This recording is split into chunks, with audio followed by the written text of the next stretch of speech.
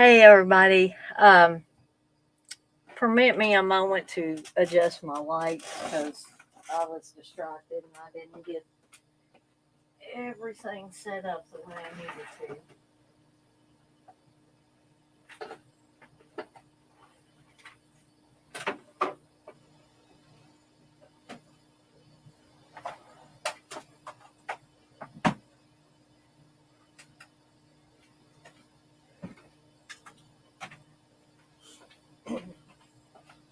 Apologies for that, guys. And I see I should have put some more makeup on before I got on here, but I'm not trying to impress anybody on here, just on here doing a stream. So, as some of you know from last night, I did a little video. The video is no longer now, but I did do a video last night talking about the new green screen setup that I was really excited to be able to use. And unfortunately, you pull the you pull the daggone screen up and it just slides about halfway down. I'm supposed to be getting another one, but due to some things going on, I may be returning it. I was going to try to hook up or try to strap the one on the back of my chair and try to do like a Giovanni, a type of collage or something in the background. But time got away from me and other things came into play that prevented me from getting that all set up. So I don't know what the green screen setup's going to be in the future. I thought I knew, but life happens, right? So if I seem a little off my game, there's some personal things going on that I'm not going to bring up on here, but just if I look upset or I seem distracted, um, just please don't think it's anybody in here that's making me um, do that. So, yeah, yeah, everybody's pretty bummed out, or at least in our circles anyway, about the passing of Giovanni Lombardo Radice. Um, I tell you, I interviewed him back in '09 when I started. Well, this was issue number 5, so I was a few issues in, but this is an actual copy. I think it was a copy I um, gave to Steve or whatever. Because back when I started this thing, it was a free thing, and I did all the printing and all of that, and I got these little. I mean, these were pretty nifty. I mean, they could get pricey, but at that point in time, I didn't have a lot of subscribers, so it wasn't that big a deal. So I would, print the pages, or I would do all the writing. You can see that in there. I would do all the writing and get the pictures and get the cover and all that done. And then I would put it in these little binder like things. And it was, literally, it was the best I could do at the time. It was a fun little endeavor. I would love to be able to go back and do the fanzine again. Just, time gets away, and you aren't always able to do all the things that you want to do. So now I do, streaming quite often, and all of that. So I'm actually going to be sharing the interview that I did with Giovanni back in '09. That I'll tell you guys, he was one of the nicest people ever, and so giving of his time. I really wish that I could have met him at a convention. Unfortunately, I never did get to. And by the time I even knew that he had came to any conventions in the States, that time had come and gone. And from what I've heard, that whole bunch of conventions that he went to during that time period just kind of just wore him out. I mean, I'm sure there were things that he enjoyed about it, but just being away from home, he is or was Italian, and being away from home was hard on anybody. But imagine being in a whole different country for a length of time, and not being able to go home and be around familiar people and things. So, um, but he was a super nice guy. He always signed his emails, Love Giovanni.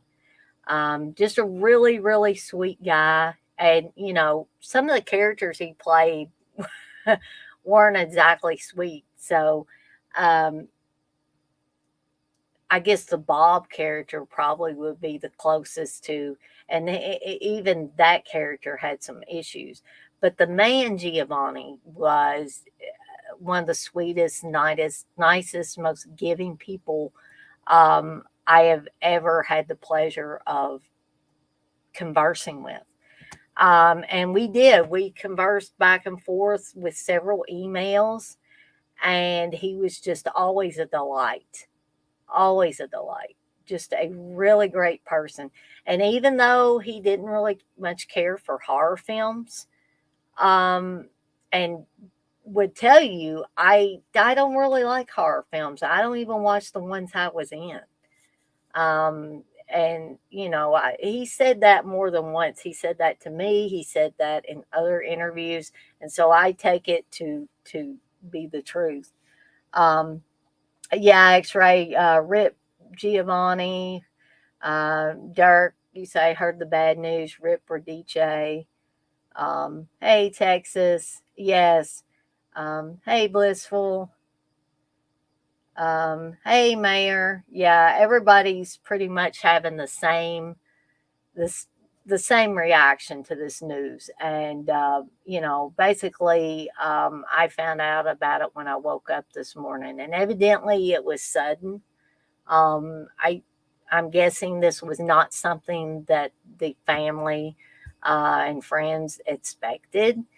Unfortunately, I mean, nobody ever likes anybody to pass away, but when you're not expecting it, it just seems that, it's almost like a swift punch to your gut. It's hard to catch your breath and all those things. Although it's probably not as rough on us as fans as his family and friends back in Italy. Um, it was still, it was pretty sobering news to wake up and discover that.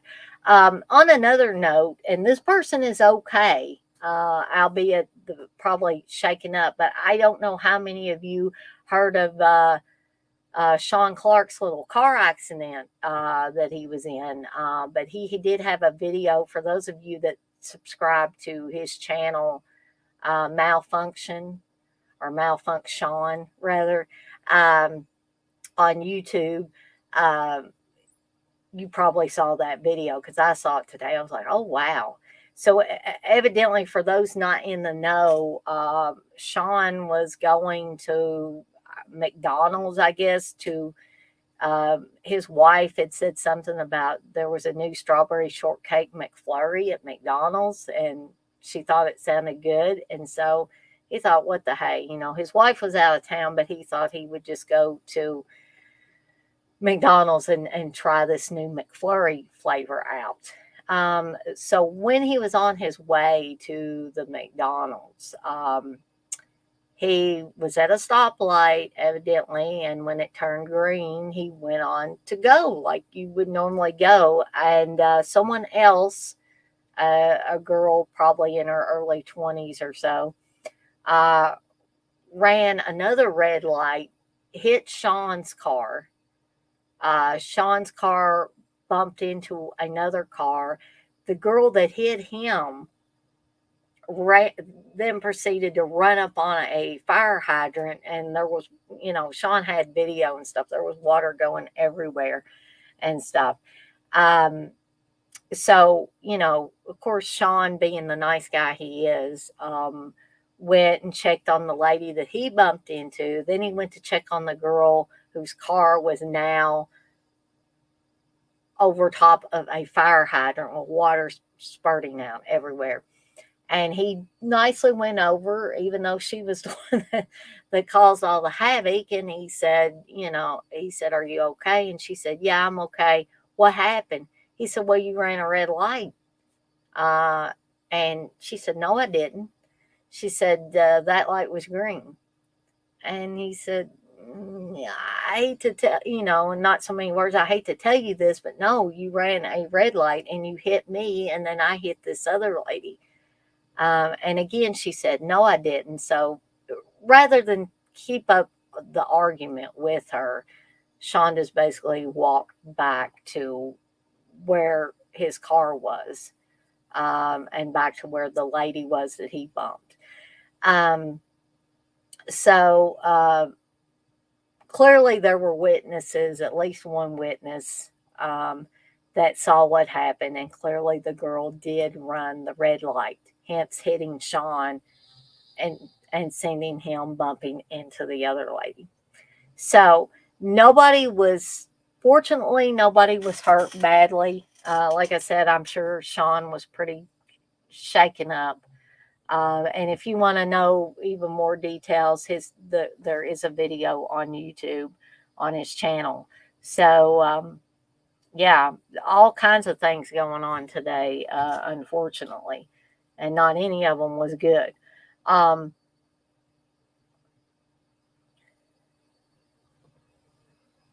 Hey Darren, you say hi everyone. Can't stay long because I'm up early in the morning. This news completely bummed me out. Yeah, it did me too, Darren. Definitely. Um,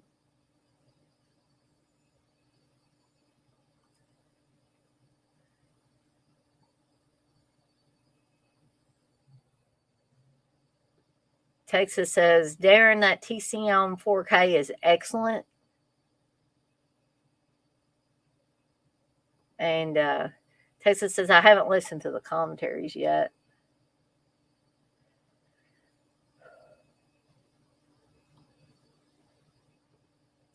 X-Ray, you say he was arguably the most well-known Italian exploitation actor next to George Eastman. Oh, I would definitely have to agree with that, X-Ray. Yeah, Dirk, I'm with you on that. You say hard to say what's my favorite role of his. Darren, you say he was doing a film a few weeks ago. I guess it was a really nice guy. I spoke to him on Facebook and he was always polite. 68 is no age. So I wasn't sure how old he was, but 68, wow. Too young. Way too young. X-Ray, you say best role for me was Ricky in House on the Edge of the Park. X-Ray, you say you posted a tribute to him on my Facebook. Mary say it's so weird. Just last night I was watching his interviews from City of the Living Dead 4K and then woke up today to the terrible news. I think a lot of us woke up to that news, unfortunately. Darren, you say House on the Edge of the Park.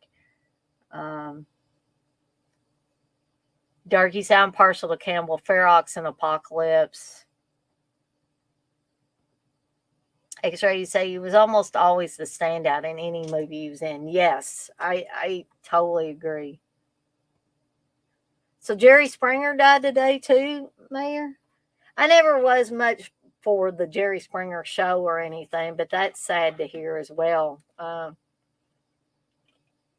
It really seems like we're losing these people left and right, and yeah, not good, not good.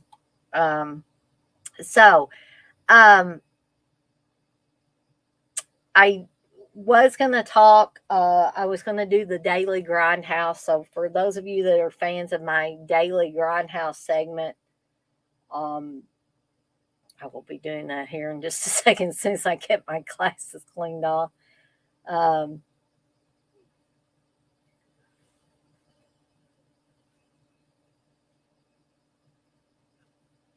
Yeah, X-Ray, I think you're right. Jerry Springer gave white trash a voice. Rip. Yes, definitely. Um, Even if I'm not a fan of some things, like for instance, I'm not a fan of Howard Stern, but if I heard he died, which is going to happen eventually, I figure, um, I would, it, I wouldn't be happy about it. Um, so, um, although I'm not going to get a chance to talk about all of Giovanni's movies tonight, I'm going to talk about most of the ones I believe that us in this chat and people that will probably watch this later will be most familiar with. As an extra tribute to Giovanni, I wanted to go back and watch some of his stuff, even that stuff that was probably big in Italy as opposed to being big in the States or the UK or whatever. Mary said, I was more of a fan of Jerry's earlier talk shows before it became a brawl segment every episode. Yeah. And Blissful says, Mayor the same. So we got 11 people up in here, which is nice. And I would say that if Giovanni knows where all these people are doing tributes, I'm sure I'm not the only one doing a tribute to him in some way, shape, or form. So if he's, if he can see these, if he knows that this is going on, which I fully believe people do when they pass on, I'm sure he is pleased, even though we're probably talking about movies that he more than likely, he was in, but he didn't, personally care for. So let's kick this off, this Daily Grindhouse off here, and y'all are gonna get to see my lovely intro once again. So here you go.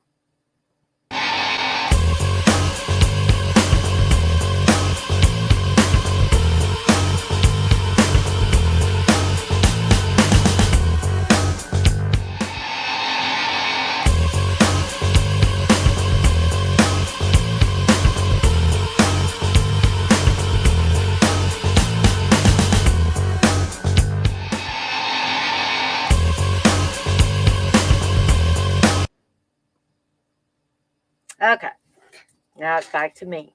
Um, and I do have the link, by the way, uh, for to come in live on the stream in case any of you at any point in time during the stream would like to come on here and share any memories live of Giovanni. I would love to have you on here. If not, you guys feel free to keep chatting in here, and I will conduct all the video parts of it. So let's get into the daily grindhouse. As I said, I want to kick this off. I talked a little bit about the green screen not working and stuff like that. But it is my intention to have the return of the green screen soon in some kind of capacity. I mean, if it's strapping that thing on the back of my chair, then so be it. If it's waiting for the new replacement green screen to come in, then so be it. But I'm not sure how that's going to pan out because there was a bit of a problem concerning me purchasing it, and that's all I'm going to say about it. I'm not going to go full bore into it, other than to say that there was an issue with me purchasing it. So anyway,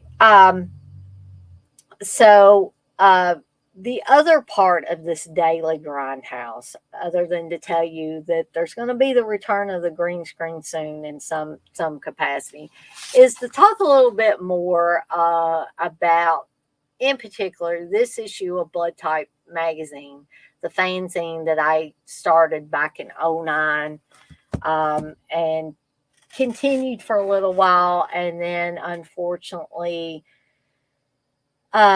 due to time constraints and money constraints and all that type of thing, I had to kind of let it fall by the wayside. But Blood Type was my baby there for a while. I loved doing it. I've always loved writing, and so I loved doing the articles in it. I loved being able to converse with people and do interviews.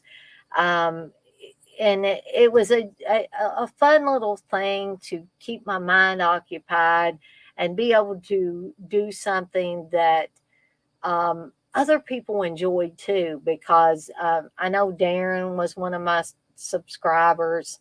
Um, I mean, I know Texas, you weren't because I didn't even know you back then. So, but there were several people that were fans of Dead Pit that became subscribers to my fanzine. And Steve was one of my subscribers. This was back before we were dating and stuff.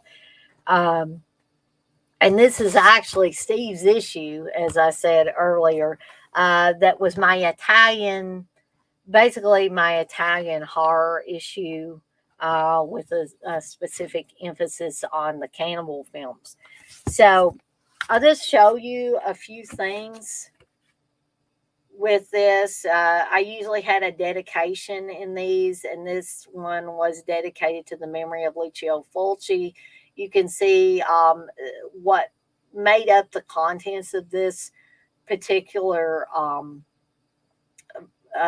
issue. We've got Feeding Frenzy, The Rise of the Cannibal Film, Filmmaking on the Edge. That's the actual interview that I had with Giovanni.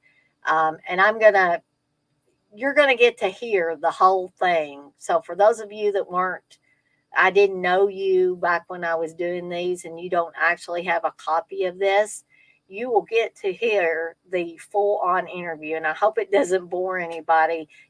My question part of it doesn't bore anybody. This also has an article, Artistic License, The Disturbing Beauty of Italian Cover Art. Psycho Steve's Rants and Reviews. No, Psycho Steve is not Steve Benningfield. This was a whole different Steve. There was also special thanks to Aaron and Wes at deadpit.com, Jay Real, Darren Burrows, Raven Johnson, Joe at Fast Custom Shirts, and all my current and new subscribers for your continued support of this little magazine. Okay. I can show you, this was the Feeding Frenzy article, the rise of the cannibal film. You can see a little bit of my layout here.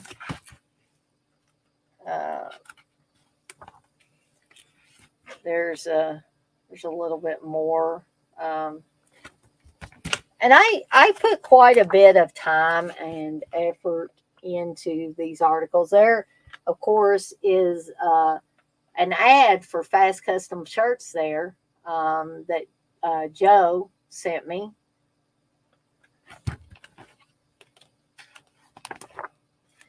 Here's the interview that I'm actually going to be reading you guys in a little bit. This is just a way to go through it kind of quickly. Here is the disturbing beauty of Italian cover art, the artistic license article.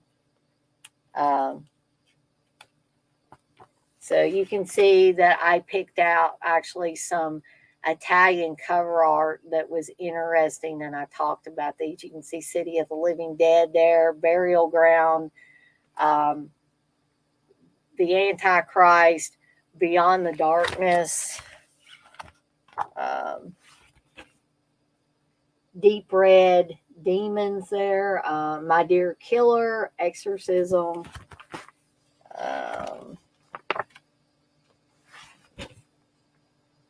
this is Suspiria, Tenebrae, The Beyond. There's the classic zombie Chill Fulci's film. And then we move into Fresh from the Asylum, Psycho Steve's Rants and Reviews. And I came up with this little intro, which I'll read to you real quick. Welcome to another installment of Psycho Steve's Rants and Reviews. You see, here at the asylum, there's not much to do except draw Crayolas, count the straps on your straitjacket, or carve your initials on your forehead with a dull butter knife. Thankfully, I have a more suitable hobby, reviewing horror movies and books. Speaking of books and movies, let's see what the esteemed staff slipped through my food slot. And this time I was reviewing Cold Eyes of Fear, Retarded, Attack of the Giant Leeches, and a movie that I was sent in the mail, Blood Myth, which, by the way, was a very good movie by independent filmmaker John Reichelt. That is the Daily Grindhouse for this session. Now I'm going to go back and read some of these chat messages you guys put in here. So, Mayor, you say, did anyone else order the 4K Steelbook of Terrifier 2 from Amazon? I did not. I would suspect maybe Dirt did. They sent me the Blu-ray Steelbook instead, and I've heard the same thing happened to others. I already owned it, so I returned it. Wow, that's crappy. Mary said, I'm sure that Steve would have told Psycho Steve to shut up. Probably so. Oh, well, thank you, Blissful. You say, Dana, you're mind-blowing talented. And you say, be right back. So, we're going to go ahead and let me see what you guys would rather I start off with. Would you rather hear me reading my interview with Giovanni, or would you like me to get started with the movies? If I don't hear something in a minute or so, I will probably just go ahead and start with the interview. But I wanted to give you guys the option, especially for Darren, who's not going to be able to be in here very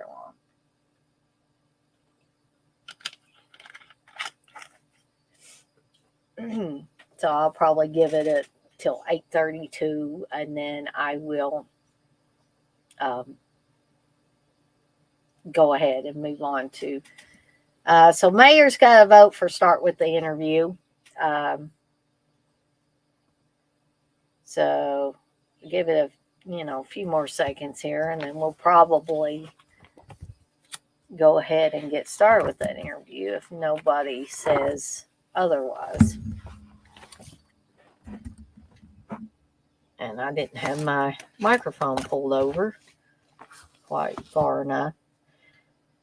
So it is now 8:32, and I heard Whistle says start with the interview. Mayor says start with the interview. So I think that I would just go ahead and read to you guys from my Filmmaking on the Edge, a chat with Giovanni Lombardo Radice. So I started this interview off with this little blurb here. I recently got a chance to speak with Giovanni Lombardo Radice, aka John Morgan, about his early career work, including City of the Living Dead, Cannibal Ferox, and House on the Edge of the Park, as well as projects that will be released soon. So sit back with some pasta and enjoy this interview with one of the most well-known actors in Italian horror cinema.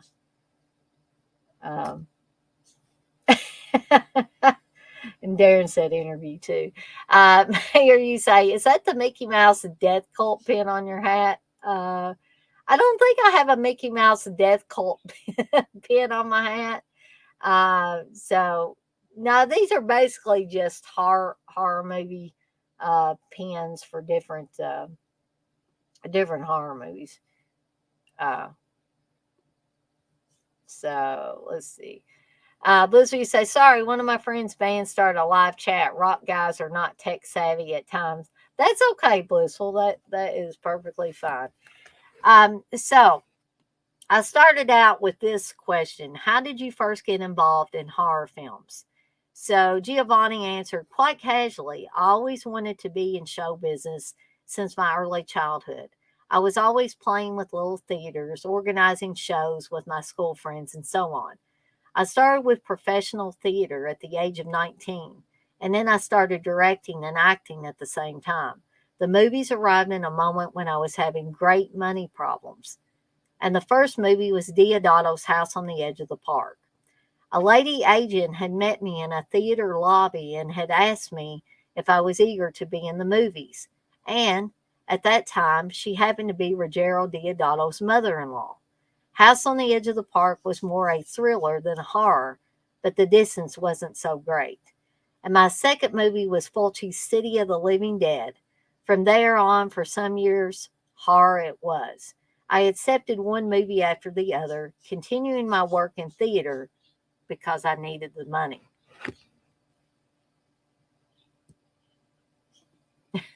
Mary, you say, okay, it kind of looks like the band's Mickey Mouse skull, at least from a distance. I think it's probably that one that you're talking about.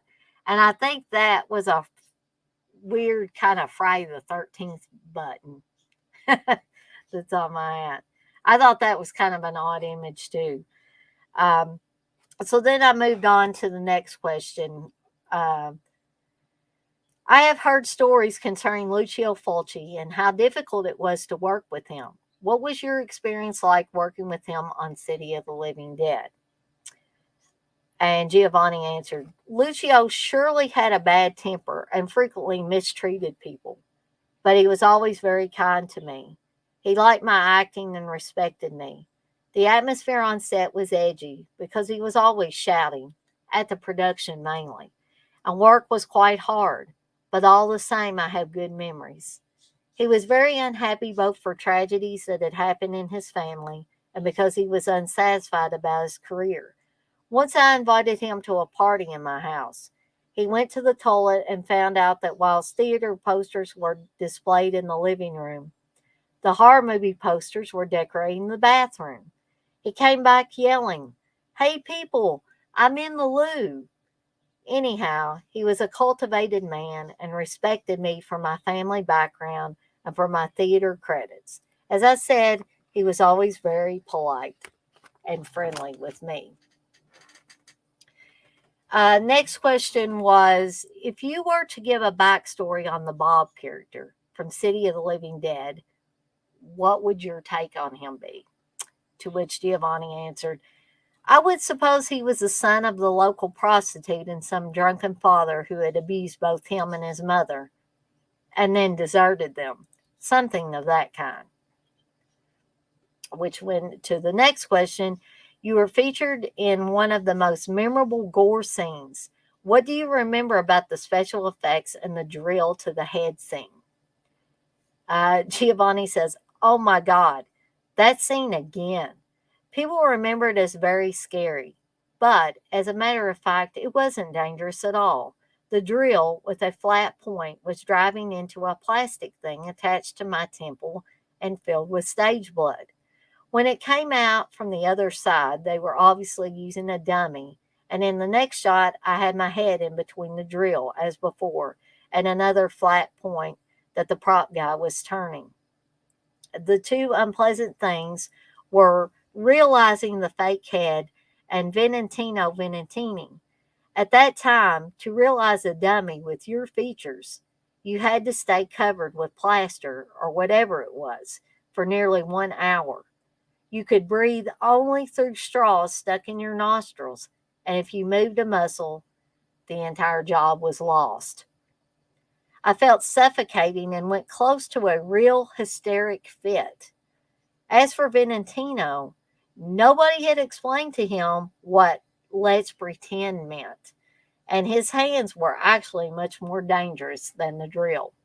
And for those of you that remember that classic scene in City of the Living Dead, it's where Bob is with the young, well, not a real young girl, but the teenaged Anne, and her father, played by Venantino, comes in, and they think at that point in time that Bob has killed other people in town.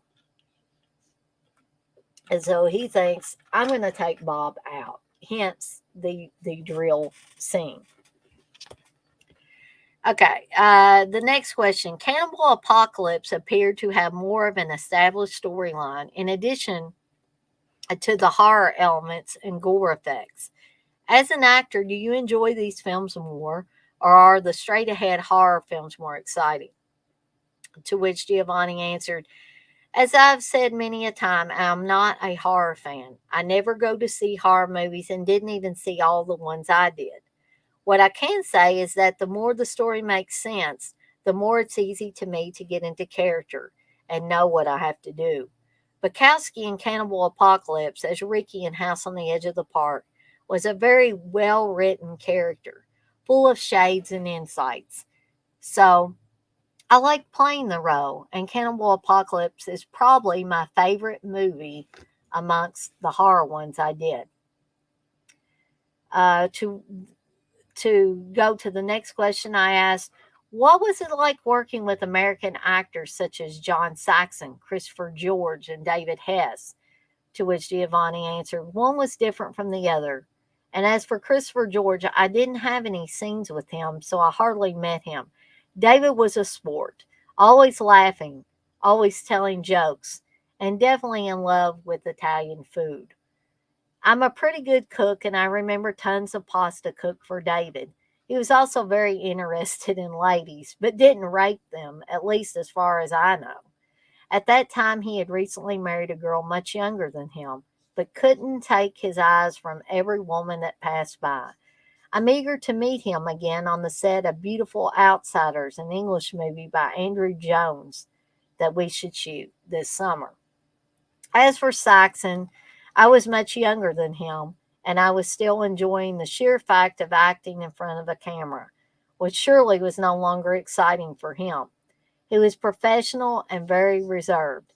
He didn't mix very much with the other actors or the crew, but he surely was a very good actor to have as a partner. The next question was, do you feel that there was an intentional anti-Vietnam or anti-war message within Cannibal Apocalypse? To which Giovanni responded, no, I don't think so. It was more metaphorical on the impossibility to draw a straight line in between what's normal and what's not. And somehow it was prophetical about the AIDS disease, which exploded a short time after the movie. The next question was, House on the Edge of the Park was essentially a gritty exploitation film in the vein of Last House on the Left. How do you feel about the subject matter and how it is presented in these types of films?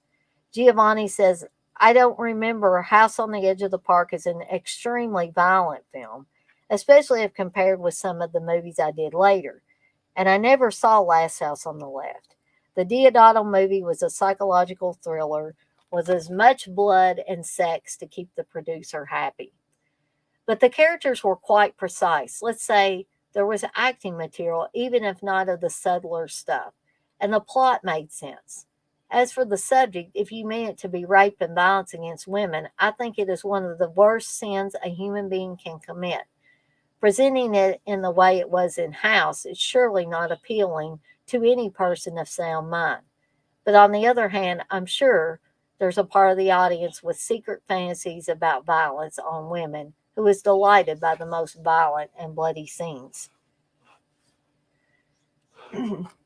My next question was, the character in Ricky is more flamboyant and crass than your Rose in City of the Living Dead and Cannibal Apocalypse. Do you prefer plain unsavory characters, and is there more preparation involved in these types of roles? Giovanni replied, well, in my opinion, all the characters I played in those movies were quite extreme, with the difference that both Ricky and Bob were victims, whilst Mike Logan in Cannibal Ferox was definitely a villain. But unsavory they surely were, all three of them. To me, the important thing for a character is the way it's written. A well written character as Ricky or Bukowski has reasons for his behavior and more than one key of approach for the actor. A badly written character, as Mike Logan surely was, is just a puppet producing enough atrocities to make the story go. And that's not easy material if you want to be if you want to be believable. Thus said, I like villains, freaks, or deranged characters. They are generally more interesting than the good heroes. Think of fairy tales. Who would want to be Snow White if the cruel queen is available? The next question was, you have expressed your displeasure of the film Cannibal Ferox. Like you, I also disapprove of the animal cruelty. If animal violence was not present, would you feel differently about the film as a whole? Giovanni replied, no, it's bullshit all the same. Animal violence apart, it's a racist movie full of useless violence and even with a pedophilic hint in the most disgusting scene when Mike and the Zora Karawa character molest a little boy and a little girl, who's later killed by Mike. In every interview and in the audio commentary in the DVD, I said very clearly that not only do I not like Cannibal Ferox, but that it's the only one of my horror movies I'm really ashamed of. In some sites and in reviews to the DVD, I've read some unconvinced and ironic commentaries about my declarations on the subject. I stick to my point, and I feel even guiltier after reading comments by viewers who actually say they had sexual pleasure out of watching women tortured. That, I'll break in here to say that concerns me as well. And I had no idea that some people actually felt that way. I feel very sorry for them and really and truly hope that it's just a fantasy in their mind. But still, now I can't cope with the idea that I was in it. From despise to horror, the real one. Darren, you say his performance of a mentally challenged person in House on the Edge of the Park was incredible. Him and David Hess both played off each other perfectly. Yes, and I got from talking to Giovanni doing this interview, especially, that he and David Hess had a special friend relationship. Moving on to the next question, I asked, the castration sequence is one of the most discussed scenes in the film. What do you remember about the actual setup and execution of this graphically realistic scene? Giovanni said it was a nightmare. First of all, the tree I was tied to was an ant nest. But when I complained, Lindsay said we hadn't time to find another. He was in a hurry and shouting to everybody as usual. So the makeup man, not to be rebuked for being late, had the wonderful idea to stick the fake penis to my real one with super glue. Do I have to describe what I felt and the pain I suffered and taking it off afterwards? Can you guys, especially you guys in here, can you imagine having a fake penis super glued to your real one and then it having to come off? I don't even have a penis, and that sounds excruciating to me. Um,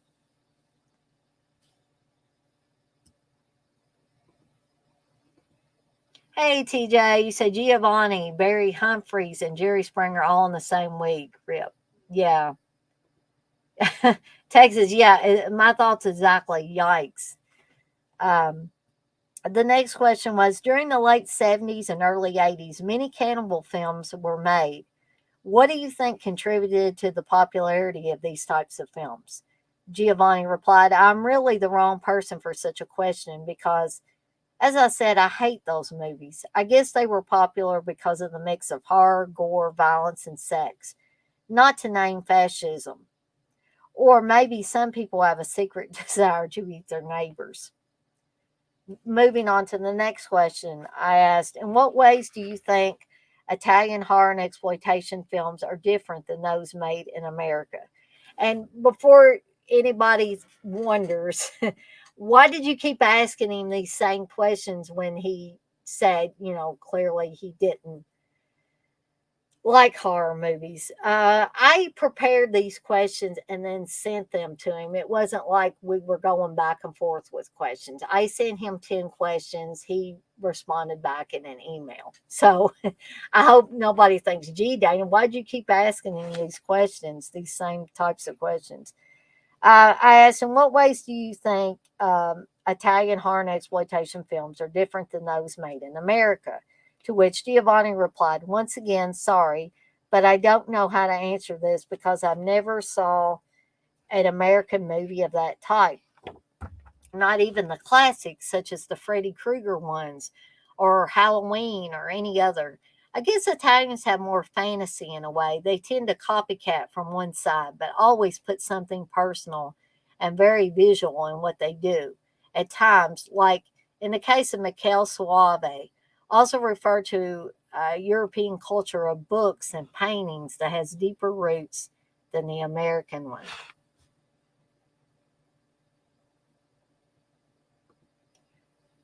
TJ, you say, yeah, I saw Humphreys perform live years ago as Dame Edna. He was a funny performer. I really wish I had gotten to see that guy live, by the way. Um, so the last question, or the last thing I kind of asked, anything else you would like to add? What projects are you currently working on? Or do you have a message for fans of your work? To which Giovanni replied, I am waiting for my last two movies, A Day of Violence by Darren Ward and House of Flesh Mannequins, both of which are on his filmography on IMDb, by Damazzano Cristofaro to appear on DVD. And as I said, I should be shooting in the UK this summer with director Andrew Jones. Apart from that, I'm currently translating for the theater J.B. Priestley's An Inspector Calls. And at the beginning of 2010, I'll be directing Neil Simon's Dinner Party. As for the fans, I wish to tell them that their affection is very dear to me and to keep getting in contact both through the site, which I figured the site's still up, Giovanni Lombardo Radice.com, and probably not the MySpace site, but this was still when MySpace was being utilized. And that in 2010, I hope I'll be attending more conventions in the USA.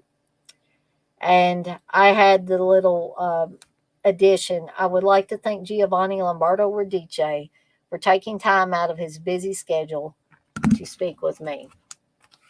And so, once again, I would like to say that I am thankful, especially now, that I had the opportunity to speak with Giovanni, albeit email, but he was just so, again, he was so giving of his time, so friendly, generous, all of that, and very appreciative of his fans, even if he, didn't like all the movies that he was in.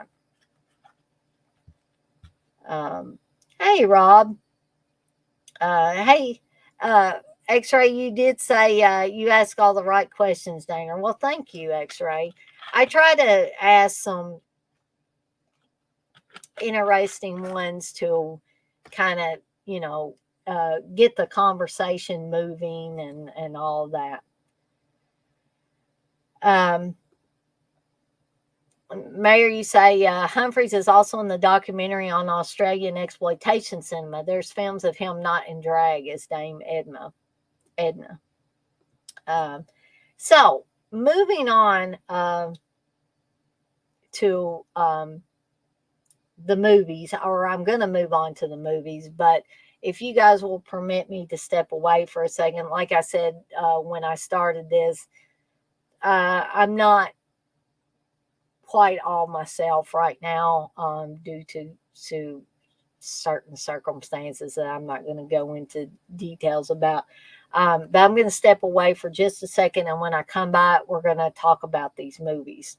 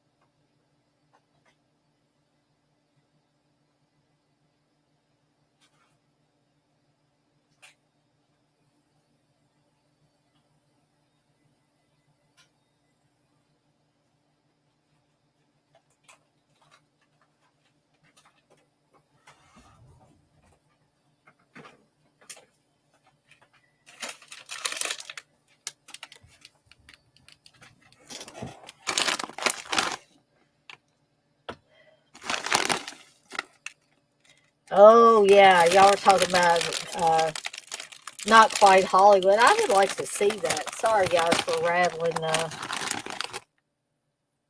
this this bag of pretzels here, but I was feeling a little um, lightheaded and needed to get a little something to eat. Hold on just a second here. That's a good thing about having smart devices in your house. That you don't have to be right at the thermostat to adjust it. Um, I can do it from my phone. If I can find the app.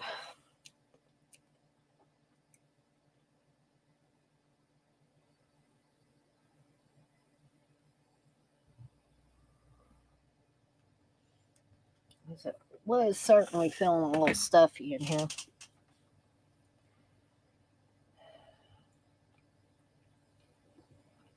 TJ, you say, yeah, he did a lot of different things. He's in the Rocky Horror sequel, Shock Treatment, playing Burt Schnick. I need to go back and watch Shock Treatment, actually. Mary say, does everyone own any of Giovanni's movies? I think the only one I don't have is Campbell Ferox. Um, Rob, you say, see the Living Dead. I don't have a ton of physical media anymore. And Rob, I think that's, definitely the case with a lot of people now. Just because we tend to run out of space um, from time to time. And and space is definitely becoming an issue for a lot of people, and so hence not owning a lot of physical media. I think I pretty much have copies of, albeit not all in Blu-ray or 4K or something like that, copies of the horror types of films that, unfortunately for Giovanni, he was quite known for. Um, so the ones I'm going to be talking about, 5 of them tonight, and you guys feel free to fill in the blanks or add additions or anything like that. And also, again, um, hi, Uncle Bill. Um, just a word of warning, Uncle Bill. I might be messaging you later. Also, um, while Uncle Bill is in here, have you gotten your internet fixed yet, Uncle Bill?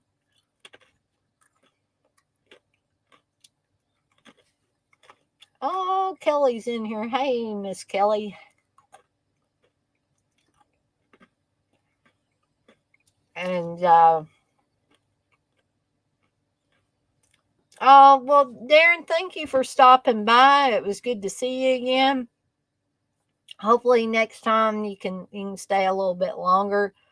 Um, you're gonna catch up tomorrow. Okay, that's cool. Um, so I'm assuming the yes ma'am is in answer to me asking about your internet. So that is cool. I was monkeying around with the green screen. I managed to get the faulty green screen to stay up with a vise. Steve's got these plastic vices, and I was able to get it to stay up. And I was moving the screen over here, and I was trying to get it to cover everything back here, and I accidentally unplugged something to do with the internet. And Steve got a little perturbed at me because I unplugged it. Um, yeah, I thought you guys were doing a show tonight, Uncle Bill. Holy crap, buddy.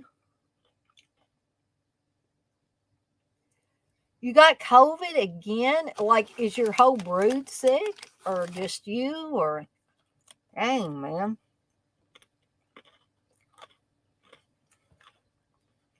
That's what I keep trying to tell Steve is, you can get COVID multiple times. I've had it multiple times.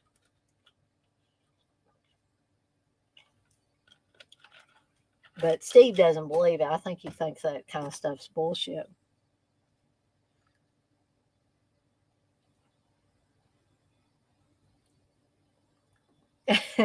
Mary said, I was worried that Uncle Rad had sabotaged your internet, Uncle Bill. Yeah, that damn Uncle Rad. So you and Savannah both got it. Jeez, man. Sorry about that, dude. Yeah, TJ, I agree. COVID is like the sniffles. Everyone is getting it all the time. It ain't going away.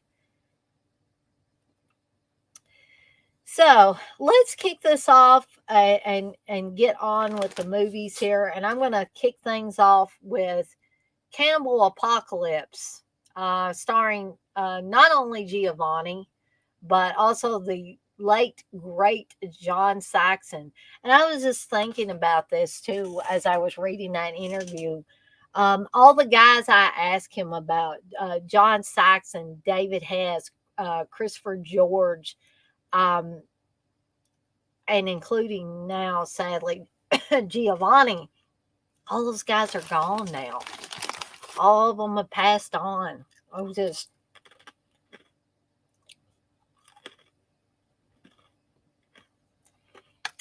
feels like a bad code now, Uncle Bill. Uh Yeah. Oh, Dana. Um, Mary, you say, how's Princess Puffins you be? Does she have COVID too? Lord, I hope not. Poor little girl. Uncle Bill, you say, I got a bunch of signed stuff that Giovanni sent me if you want me to send pics. Oh, that would be cool, Uncle Bill, if you could. He said, no, she's immune due to her awesomeness. But anyway, while I'm waiting for those pictures and stuff, um, I'll go ahead and get started talking about Campbell Apocalypse. Now, I thought that I had a Blu-ray of this thing, but I guess I haven't ended up purchasing it yet. But this is the DVD. It's part of the Euroshock collection. Uh, so, for those of you that have not seen Campbell Apocalypse, I'm going to give you a little bit of a plot synopsis for this. So, the horrors of war take on a whole new meaning for Vietnam vet Norman Hopper. Enter the Dragons John Saxon, whose quiet domestic life in Atlanta is shattered by the return of Charlie Bukowski, played by Giovanni, a combat buddy who dredges up terrifying flashbacks of flesh eating and bloodshed in the war torn jungles. Now on the run from the law after taking a bite out of an unwilling victim, Charlie begs Norman to help him get out of town with another fellow veteran, Tom Shaft's Tony King. Soon the ragtag team of cannibals are fighting for their lives, spreading a deadly contagion throughout the city before heading into the sewers for a gut-wrenching climax you won't soon forget. This is evidently one of the most infamous Italian horror films of all time. Campbell Apocalypse was heavily censored in many countries where it played under such titles as Cannibals in the Streets and Invasion of the Flesh Hunters. Now you can finally experience this thrilling collision of action-packed combat and monstrous horror from cult director Antonio Margheriti, who also did Castle of Blood, in its original gory splendor for the first time in the U.S. Not for the faint of heart or those with full stomachs. Now, it's been a while since I actually had a visit with this movie. Okay. This is, by the way, the Image Entertainment DVD of this. And I don't remember this being overly gory or anything, but perhaps I need to revisit it. Maybe there's something that I'm forgetting. But good little film. But I'll tell you, the Charlie Bukowski character played by Giovanni Lombardo Radice is pretty much straight ahead. But the character, John Saxon's character in this, is very bizarre. And there's something going on with him and the neighbor's teenage daughter that I never fully was able to comprehend. And I just wonder, did anybody else that has seen this movie, did you feel that way about Campbell Apocalypse and John Saxon's character? It was definitely, in my opinion, the most bizarre out there character that I've ever seen John Saxon play.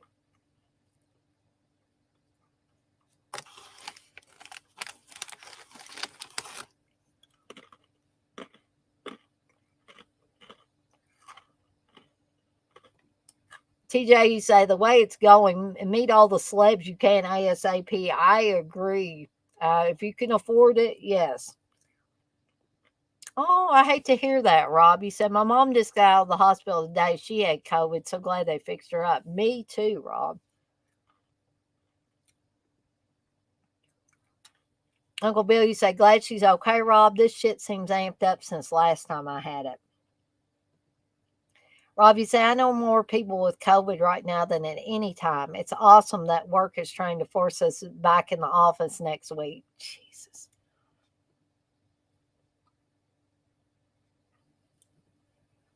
TJ, you say, yeah, Rob, hospital stays for COVID ain't no fun. Good she's out. Um, Mayor, you say, I bought the Kino Cannibal Apocalypse as a blind buy from one of Kino's sales and was pleasantly surprised to see Giovanni in it.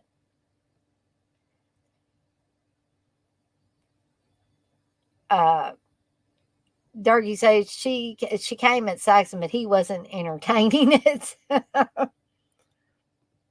Yeah, I agree, Mayor. You say, yeah, John was kind of sketchy in it. Rob, you say, whenever I hear Antonio Margaretti, it cracks me up because of Inglorious Bastards. But I did always like Cannibal Apocalypse, just to extend on this a little bit, because to me it was a different kind of cannibal film. It's not going to be like Cannibal Ferox, okay, which I'm going to be talking about here in a little bit. It was a totally on a different plane of existence. It seemed like, and I did enjoy it, although normally I like John Saxon's characters. I like his portrayals. So I don't know if it was John Saxon so much or the director or what was going on there. Perhaps John Saxon just wasn't sure of his motivation here. Because as Giovanni said in the interview I did with him, John Saxon was a more established actor at the time that he worked with him. And so maybe Saxon just felt like, maybe this is a throwaway role, you know. Yes, that too, Texas. Saxon did say at one point in time that he didn't even remember making this movie. So that really doesn't go too much into explaining, motivations and all that. If he can't even remember, if he couldn't even remember making the movie. X-Ray, you say Camel Apocalypse was banger. I did like the movie X-Ray. Dirk, you say, yeah, it's batshit crazy fun, and Saxon's character is a red herring as he resists the urge, but it makes you think something else. Exactly. Right, X-Ray. It was like First Blood, but with cannibals. Mary says Saxon was a reason that I blind buyed Campbell Apocalypse. I can't remember why exactly that I bought this in particular, other than it had cannibal in the title. And at that point in time, I was watching anything and everything that had to do with cannibals. Blissfully say Texas, was it the same reason? I can't remember most of the 90s. X-Ray said the next door teenage girl was sort of like Ely's Drew Barrymore. She was in a lot of Italian horror. Yep. So I'm not going to stay too much on any one film because I didn't mean for this to be a super, super long stream. I just mainly wanted to pay tribute to Giovanni tonight because he was I didn't have like a super close relationship. I'm not going to say like that we were best buds or anything, but I did feel like, at least during the time period where I was talking to Giovanni, like he was a kindred spirit. And unlike the characters he played, was a very pure soul. And I just couldn't get enough of talking to the guy, and I really, really wish that I could have had more conversations with him. Okay, so moving on to the next film, which is, of course, City of the Living Dead, aka Gates of Hell. This is the 4K that came out from Cauldron Films recently. It looks amazing, by the way, in my opinion, if you haven't seen the 4K yet.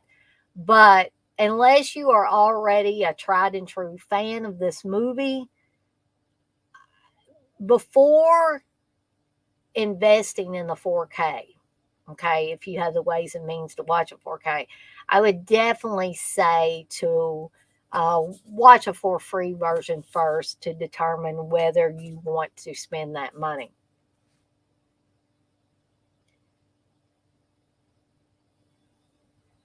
Durkee said Lindsay claimed that he and Radice were thick as thieves, but Giovanni said, hell no, exactly.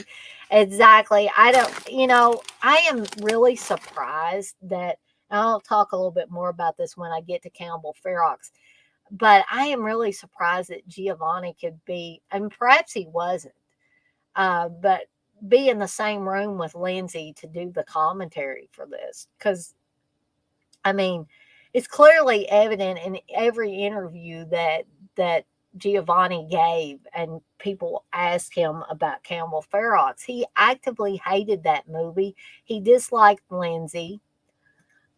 And as he said in the interview I did with him, it's the only movie that he was really ashamed that he did.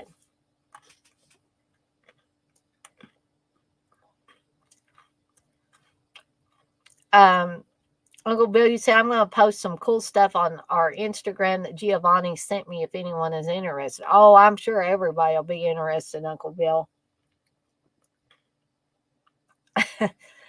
What you say, Giovanni's is my favorite pizza place in Prestonsburg.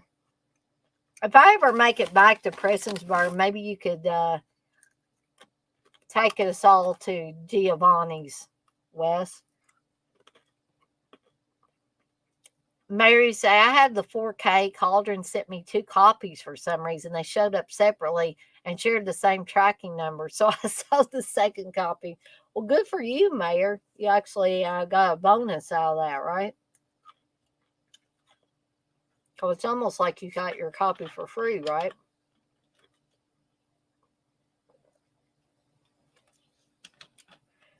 Anyway, I know, Wes, you say you got a crowd in here tonight, Dana. Yeah, I guess, I know it's not, they're fans of me. So we got a lot of fans of Giovanni in here, evidently. Um, Durkee said, I would say by City of Living Dead 4K, you have to love it. Yeah. Okay, so for in case anybody watches this later, or possibly anybody in the stream tonight that is not familiar with City of the Living Dead, aka the Gates of Hell, um, thank you, Rob.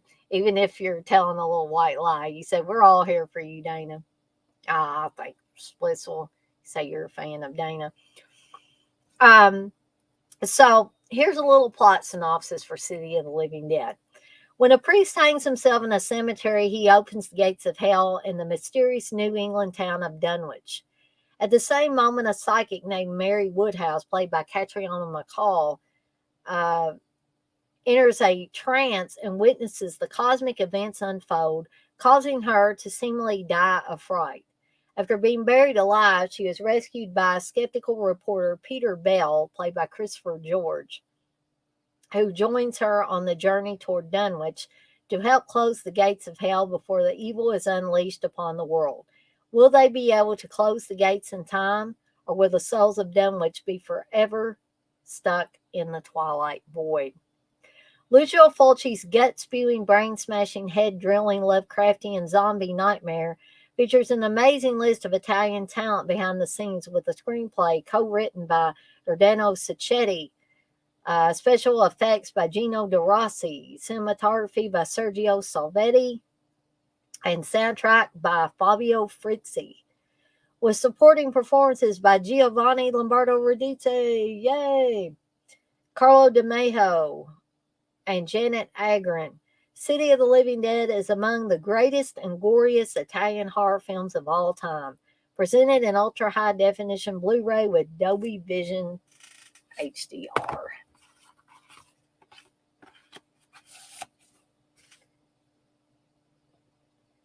Mary said, I know of one other person also got a second copy too. He's King Gore on YouTube. Oh, Okay, I'm familiar with King Gore. Thanks, Stacy. You say Dana rocks. And he also says, all you mofos, give a thumbs up. Mayor, you say, speaking of Dunwich, I still need to get the Arrow edition of the Dunwich Horror. I do too, Mayor.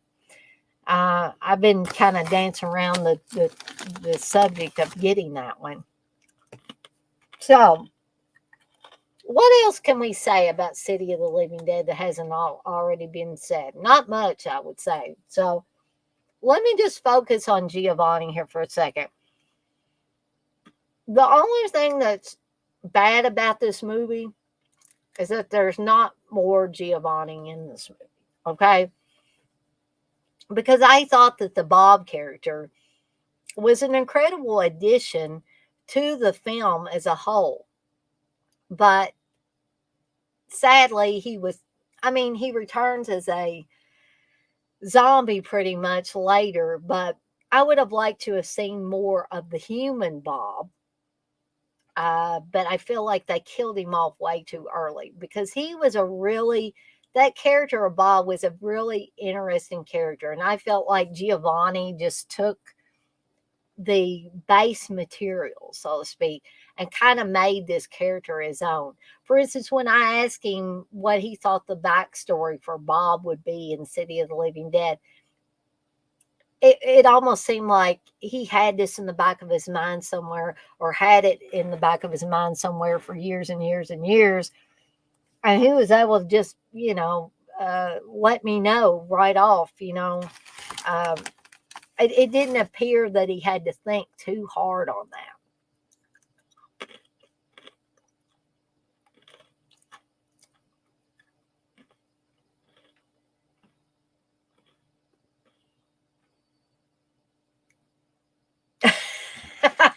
John, say, hey, Dana, I'm not going to lie.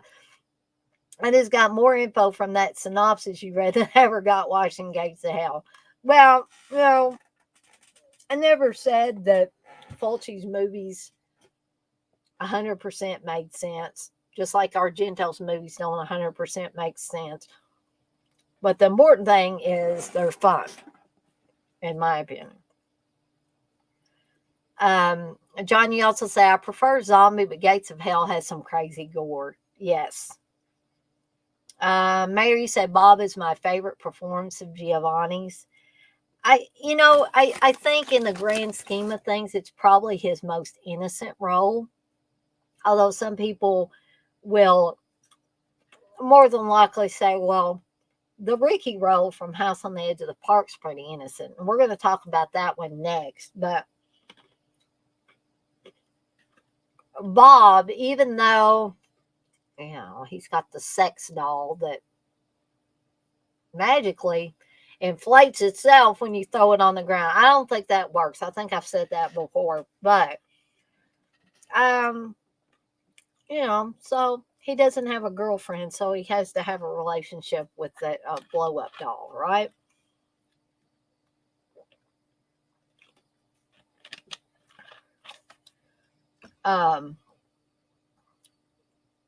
This brings up a good question here. You say, we may be talking about Gates of Hell later tonight. What do you know about the lost ending? Well, I don't know if I know anything about lost ending per se, but the way the movie ends with the scream as the young boy is running towards Catriona McCall and Carla DeMajo at the end, and you hear the scream, and then the screen just kind of seems to break apart, very animated, like almost cartoony like. And I'm sure a lot of people were like, what the hell is going on here? So I had heard that one of the things was the print got damaged, and that may be where the lost ending comes into play. So literally the film, for whatever reason, deteriorated at the end. I don't know if it was a lab mistake or what. And so I had heard that Fulci just said, we'll just end it any old way. Had the scream. The kid is running towards them. The cops are in the background. Here's a scream, and the last scene just kind of breaks apart into oblivion. So I had my own theories about, what might have went on within the fabric of the movie. One theory I have is maybe, when Catriona McCall's eyes started bleeding and when she saw the priest, but she didn't exactly get to the point where she was puking up her entire intestinal tract like the girl from earlier in the film. I thought, well, maybe there was a delayed effect, and now, she's screaming because her insides are starting to come out. Another theory was, did anybody notice how weird the cops looked in the background behind the boy? I thought, well, maybe they turned into these zombies, and maybe she was seeing that and she screamed. Another theory was something was wrong with the kid. Maybe he turned into a zombie, and by the time he got to her, he chomped on her throat or something. And that's why she screamed. So, again, none of those things that I just mentioned may be correct. They may be solely totally off base. But I have always had different theories about what did that mean at the end, right? And so I would love to hear what other people think. But that's just my take on it, Wes. I don't know if that's an exact, really good answer to your question, but it's the best way I can answer it. Bless what you say, I love good blow up doll jokes. Mary said, I like what John Carpenter said about Argento and Italian horror. The films use dream logic. Exactly. Johnny say, it is a good movie to eat Chef Boyardee beefaroni while watching.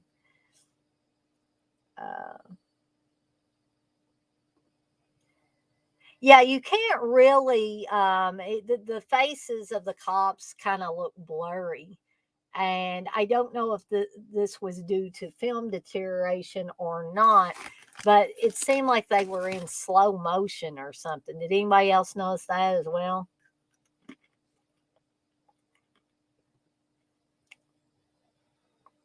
Mary said, I've heard that too, Dana. I've also heard Fulci wasn't happy with the ending, but who knows what really happened. John, you say, knowing what I know about Fulci and from what I read, I wouldn't be surprised if Fulci broke the film's stock in a rage, screaming obscenities. That could have happened. Hey, 71. You say, I think they all went to hell like in the beyond. That's possible too. John, you say, no joke. I have lots of respect for Fulci reading about his loss in his life. That shit is rough. I'm glad he got to see some of his fame at that 96 convention he went to. Me too, John. Mary say, I think that John turned into Bob from House by the Cemetery. That would be truly frightening. Yeah, it would to Texas. Texas hates Bob from House by the Cemetery. So yeah, a lot of different theories that have been thrown out there over the years, I'm sure. And if Fulci were alive today, he might say, you guys are crazy. That's not what I meant, And I'm sure knowing Fulci, he probably kind of wanted to leave it open ended or ambiguous or whatever you want to say about it. But City of the Living Dead was definitely my introduction to Fulci. And possibly, I'm going to say it was probably my introduction to Giovanni as well. I mean, I could be wrong on that. I may have seen him in Campbell Ferox before, but I'm leaning more towards no on that because I'm almost sure that I watched Campbell Ferox a little bit later than City of the Living Dead.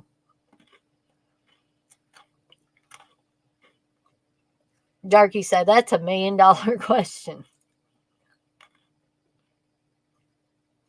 John, you say his loss and tragedy shaped his films. It probably made him really feel that need to express that on screen and maybe difficult to work with. Makes sense to me. Johnny said, but many directors are. James Cameron is known to be an ass. Yeah, I've heard that about James Cameron too, John.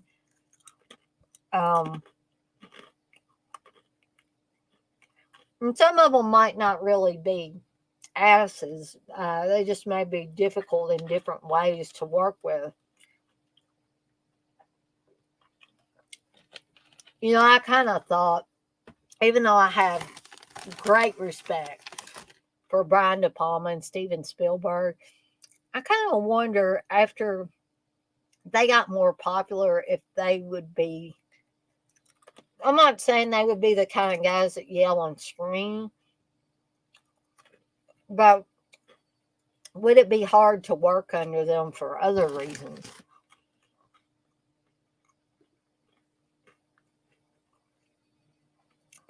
Actually, when I saw Campbell Ferox, I saw it under the title Make Them Die Slowly. Believe it or not, that was a movie that my family rented and all sat down to watch at one time.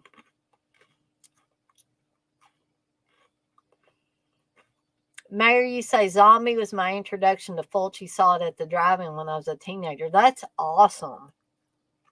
I'd love to be able to say that.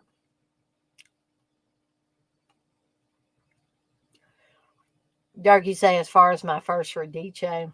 Gotcha. 71, you say I own Cannibal Holocaust and Campbell Ferox. Me too. So moving on, is House on the Edge of the Park. I'm soon going to get this on 4K, but I just haven't yet. I'm going to try to get the region free 4K. As we all have, or most of us have heard by now, they're going to start to region lock the 4Ks now. So gotta watch out for that. This is part of the Ruggiero Diodato collection. Shriek Show put this particular one out. This is the DVD.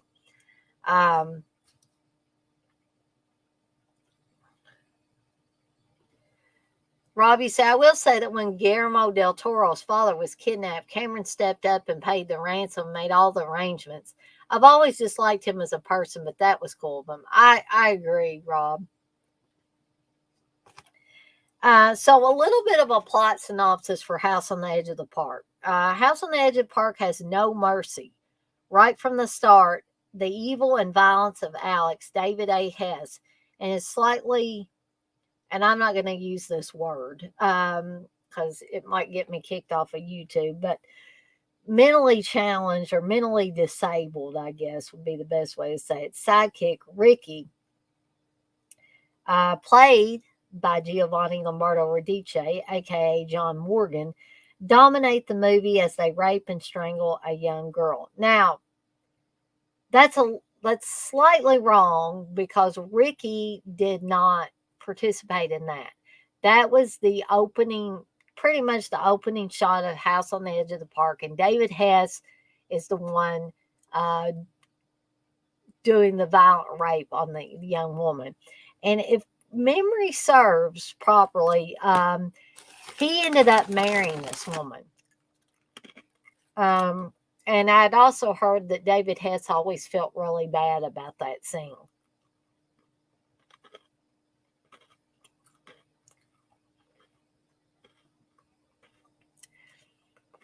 Dougie says, so now I got to get a damn region free 4K player. That's bullshit right there. Yeah, unless there's always an option to get a region free, and I don't know how long that's going to last.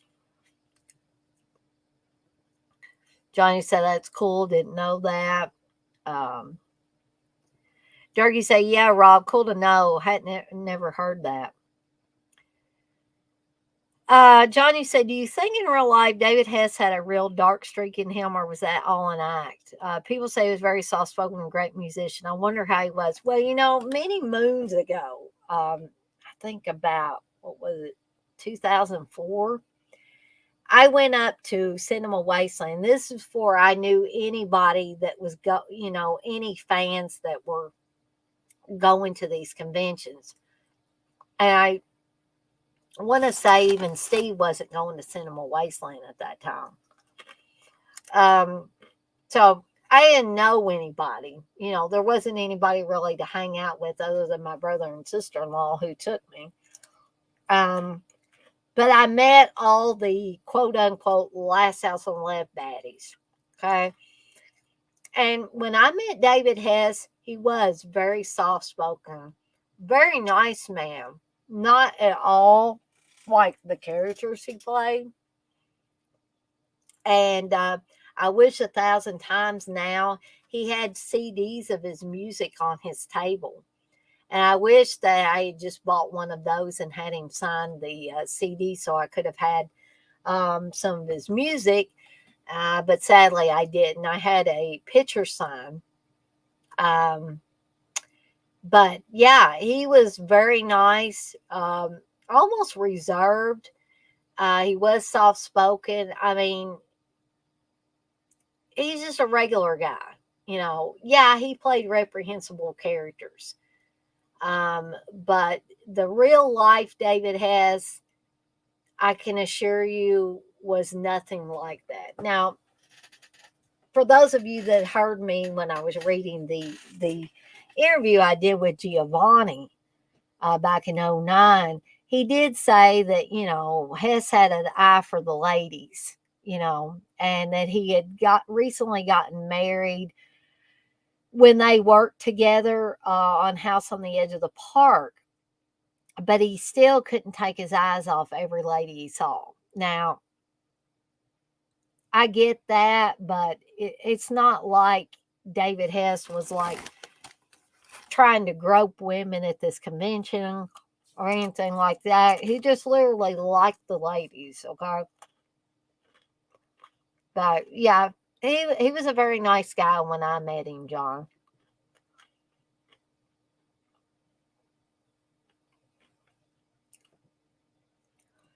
John, you say he worked on Elvis songs too. I forget which one he wrote. Yeah, I had heard that too, and I'm totally forgetting which one.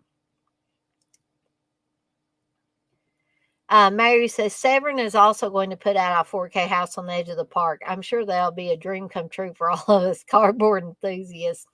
Yeah. Yes, 71. David has had a very interesting personality and energy. Dougie said, oh, hell yeah. That Severn Blue is really, really good. Looks like a 4K. I think that's the one Steve has. And Mayor, you said my 4K player is also a region free Blu ray player. So I'm good either way if they start region locking 4Ks. Durkee says, sadly, I have a Region A 4K and a Region free Blu-ray player. Guess I'll just flip them. Johnny says, probably like wrestling. He had something in him he could amp up. I totally get that. It's acting too. He was just a scary dude. I think it's the hair. Johnny says his hair and Swamp Thing scared me as a kid. That was some outlandish hair, I'll tell you. Let's say stage persona is completely different from off stage. Yes, in most cases, thankfully it is, especially when you're dealing with the caliber of unsavory characters that David has played. So, just to continue on with this plot synopsis, like I said, Ricky did not participate in the first rape. So that is slightly wrong. After helping a rich couple with their car, they invite themselves to a party. The people at the party seem bored and looking for kicks. Unaware of the two madmen in their midst, when the tension is broken, the film descends into an unrelenting collection of repugnant moments of humiliation, rape, mutilation, and murder. In House on the Edge of the Park, as with his generally challenging Cannibal Holocaust, director Ruggiero Deodato pushes the limits of acceptable content in film further than ever. So, House on the Edge of the Park, I will admit, the first time I saw it, it was pretty shocking. Okay. And at the time when I was watching these types of films, keep in mind, I hadn't seen anything like these films before. And so this was all new to me. This was a whole new landscape. And, but I was like, yeah, this is violent. Yeah, there's rape in it. But I like the way the characters interact with each other for the most part. And this film was so full of tension, you could cut it with a knife. And you want to talk about a movie that'll make you squirm and make it hard for you to sit still. This one will do that because David Hess's character, as with many of his characters in movies, is so off kilter and so unpredictable and so sadistic that you're just always like, waiting for the next flare up, right? You like, oh God, what's this character going to do next? And then you have Giovanni's character, Ricky, who is during many of the most sadistic scenes is more of a bystander. And there are many times when I felt sorry for Ricky, because there were certain times in the movie where I felt like David Hess's character was literally trying to push him to do something violent. And with Ricky's mental capabilities not being normal, you wondered when he was going to snap and not be able to resist the urge any longer with Hess's character constantly goading him, do something, Ricky, do it, do it, do it. And there would be time he's abusive to Ricky. Hess's character is very abusive to Ricky. At times he'll be, like his best friend, like a brother almost. And then the next thing you know, he's screaming at him or slapping him or berating him in front of everybody. But something I didn't like about this film is the way some of the other characters at the party seem so stiff and wooden. They almost seem like chess pieces that are being moved around. Hess is great. Giovanni's great. No problem with either of those two characters. It was just like some of them at the party seemed a little dull.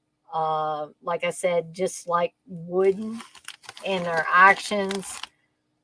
And something that has always bothered me when these films of this type have this kind of stuff in them, and that is, for instance, Straw Dogs. I think it was Straw Dogs. Susan George's character, I was never really sure if, and I may be totally off base on this, but when she is attacked, there were certain times where you were like, is she enjoying this? Is she getting her jollies off of this?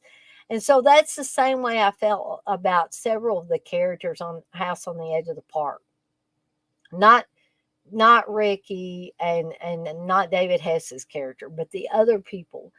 It seemed like some of them were either just wooden and emotionless, or it seemed like at times they enjoyed what was happening to them. For instance, Annie Bell's character, when David Hess is in the shower with her, and they're soaping each other up and stuff, and she's turning around showing her breasts and all that stuff. It's like those kind of characters bother me because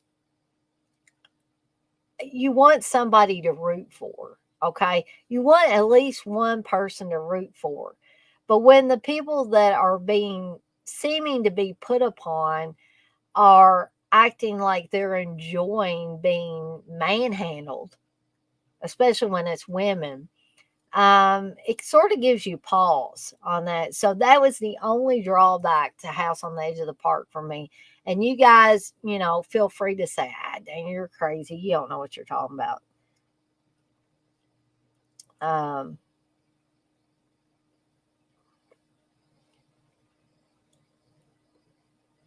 Mary said, that's why I specifically bought a region free Blu ray 4K combo. I didn't want to buy two different players. Two would take up too much space. Exactly. Oh, wow. I would have too, John. You say I would have loved to have met Dennis Hopper. He seemed like such a unique guy. Could play some real psychos too.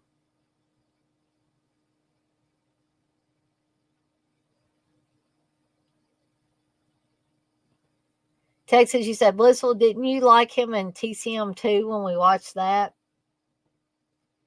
And Blissful says, John, he was always one of my favorites.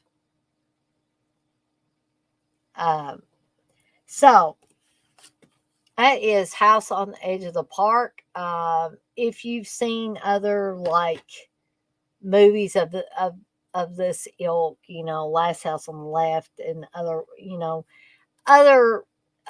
films with David Hess in them, I think you will, get something out of it. Just be aware that some of the characters, like I said, are a little bit emotionless, a little bit wooden.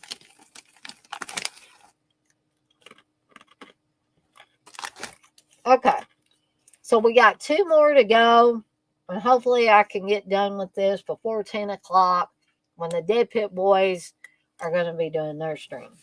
So let's move on to the movie that Giovanni actively hated and was ashamed that he was in. And that is Cannibal Ferox, directed by Umberto Lenzi, also known as Make Them Die Slowly. And the first time I saw it was under the title of Make Them Die Slowly. So Cannibal Ferox assaults your senses as a group of Americans lost in the jungles of Amazonia experience brutal retribution at the hands of blood-crazed cannibals. Shot on location in the savage Amazon wilds of South America, Cannibal Ferox is one of the most violent and shocking films ever made. There are at least 24 scenes of barbaric torture and sadistic cruelty graphically shown. If the presentation of this of discussing repulsive subject matter upsets you, please do not view this film.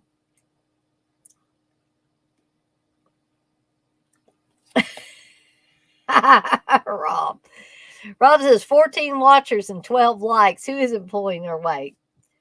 I think this. I hate it that one of my most popular streams has been due to the death of a beloved Italian actor, but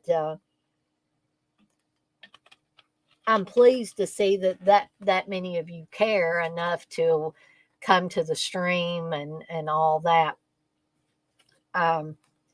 So I will say that in my opinion, this was far and away the most reprehensible character played by Giovanni. The Mike Logan character. And we talked a little bit, or when I was reading the interview, Giovanni actually talked about how much, he disliked this character. He hated this movie. He didn't like Lindsay. Nothing about this was Giovanni's cup of tea. And I can certainly see why. I mean, he was used and abused in this movie. He talked about having the fake penis glued to his real penis with super glue. Being tied to a tree that was an ant nest. So overall, this was not a pleasant experience for Giovanni in any way, shape, or form. Um, but as a cannibal movie, minus the animal cruelty, of course, I really think it works. It does have a lot of graphic violence in it. Um, and, even though Giovanni has said that he hated this movie, he hated the character of Mike Logan, that he's ashamed of being in this, even though all of those things are in place, Giovanni still plays it to the hilt. He still makes you believe that Mike Logan is a real person doing all of these reprehensible things. And that works completely for the film. I am so sorry, though, that he did have a negative experience. No one should ever super glue any appliances onto someone's person. That just should not happen. And frankly, Lindsay should have been ashamed back then that even ever happened. Um, so beyond that, though, um, the movie is very violent and gory, very sadistic, and when I'm getting ready to watch a cannibal film, this one and Cannibal Holocaust, which is, believe it or not, the subject matter is more reprehensible. I didn't realize this until years later, but Cannibal Holocaust is more reprehensible to me than Cannibal Ferox. The reason being, there was no character that I liked in Cannibal Holocaust, because the filmmakers were doing reprehensible things and then acting like two tribes were at war with each other. And that's why there was all this carnage. When in fact, they were causing the carnage, and then they got their comeuppance at the end of the film.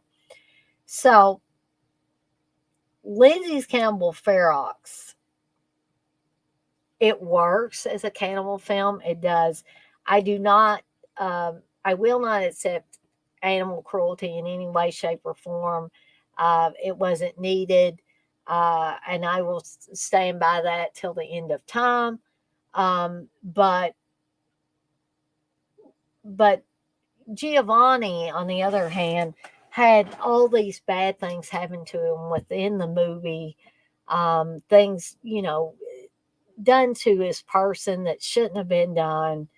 And Lindsay knew better. I mean, sorry to speak ill of the dead, but that's just the way I feel about this. Uh, oh, holy cow.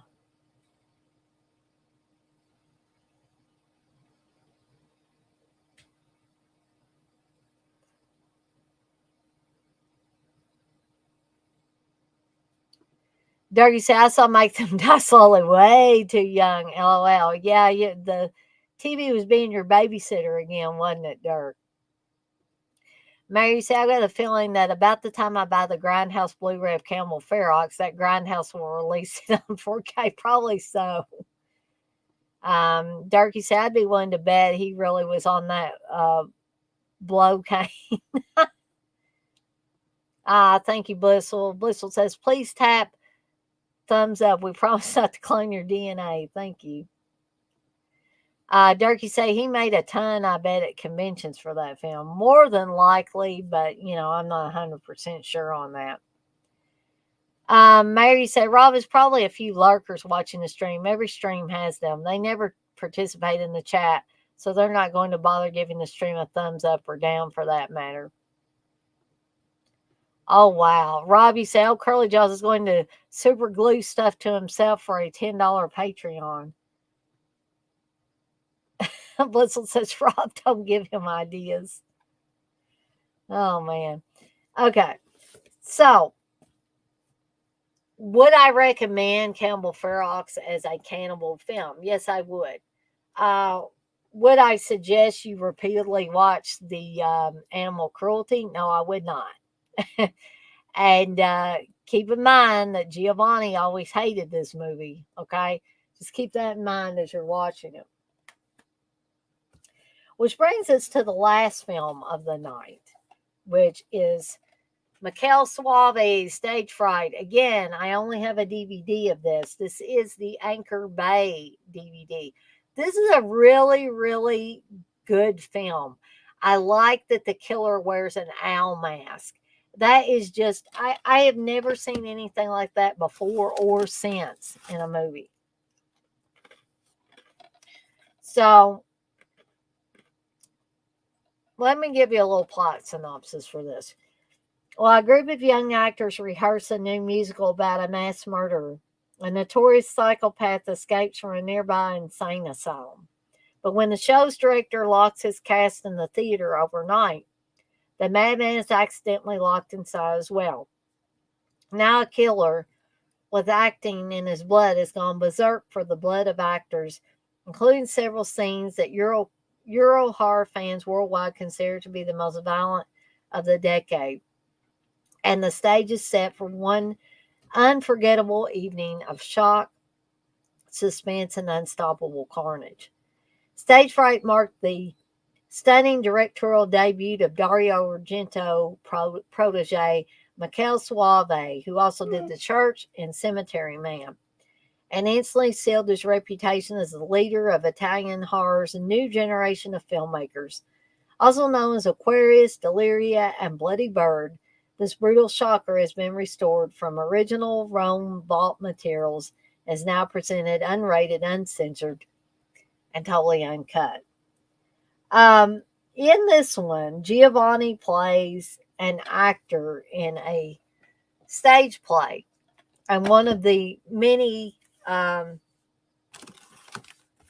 probable killers or suspected killers in this movie. Um, this is not my favorite Giovanni role. Um, that may have to go to Bob into the Living Dead. Um, but Stage Fright has some good kills, some great imagery. Like I said, the killer wearing the owl head is awesome. And I would recommend it. But again, if there are any of these that I've talked about tonight that you don't have, but you're intrigued and you think you might like to watch them, please, please, please try to find a for free version of them.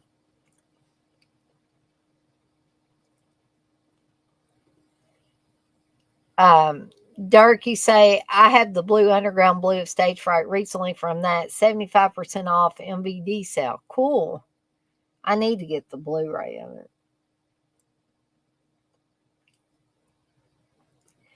X-Ray, you say, Stage Fright is one of the best slasher films ever made. Mikel Suave should have had Peter Jackson's career straight up. Mary said, I love Stage Fright. I've got the Shameless Blu-ray of it. Johnny say, who is Duncan from Old Curly Jaws and Duncan? Or was Duncan his joint? I can't even remember, John.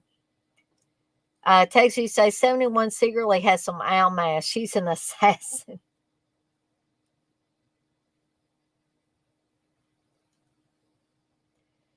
Johnny says, Stage Fright 1987 is good. The Likewise movie with Meatloaf, not so much. I'm remembering that one, yeah. It's not a remake, I don't think, just the same name. Yeah, I don't think it's a remake either. So, that is Stage Fright, the last Giovanni film we're going to talk about tonight. So, I hope you guys have enjoyed this walk down memory lane of Giovanni movies. It's been a pretty bloody memory lane, I must say. And let's continue to keep Giovanni's memory alive by continuing to watch the films that he was in, even Cannibal Ferox, which he hated. And I must reiterate before I get off of here for the night that, again, Giovanni Lombardo Radice was an amazing man. He will be sorely missed by not only his friends and family, but all us fans out there of his work. He was a very sweet and generous man who, again, will be sorely, sorely missed. Let's let's keep his memory alive by continuing to watch the movies that he spent so much time creating. Um, and in the horror circles, kept us all happy, right? So, yes, rest in power, Giovanni. Thank you, Blissful. Blissful says, Dana, amazing live. Oh well, thank you, Kelly, for saying so. I would like to think if Giovanni is looking down now and seeing people do all these tributes for him, that he is pleased with that what I've put together for him in honor of him. You say that's sweet of you. Thank you, Texas. You say this was amazing, Dana. A great tribute. Thank you, Rob. You said great stream as always. And even though we've still got 13 people in here, Dead Pit's going to start their stream in a couple of minutes. And I want to give everybody the ample opportunity to go over and visit with those guys. Heck, I may even pop on over there as well. But with all that being said, I'm going to skedaddle on out of here for the night. And I will see everyone on the flip side. Y'all have a good night now.